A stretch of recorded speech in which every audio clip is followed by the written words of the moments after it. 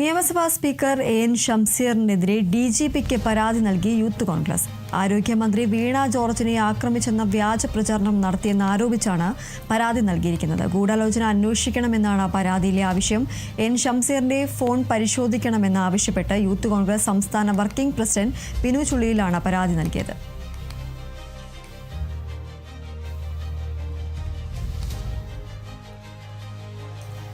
Speaker N ഷംസീറിനെതിരെയാണ് youth Congress ഡിജിപിക്ക് പരാതി നൽകിയിരിക്കുന്നത്. ആരോഗ്യമന്ത്രി വീണ ജോർജിനെ ആക്രമിച്ചെന്ന വ്യാജ പ്രചാരണം നടത്തിയെന്ന് ആരോപിച്ചുകൊണ്ടാണ് ഈ ഒരു പരാതി യൂത്ത് കോൺഗ്രസ് നൽകിയിരിക്കുന്നത്. ഗൂഢാലോചന അന്വേഷിക്കണമെന്നാണ് പരാതിയിലെ പ്രധാനമായ ആവശ്യം.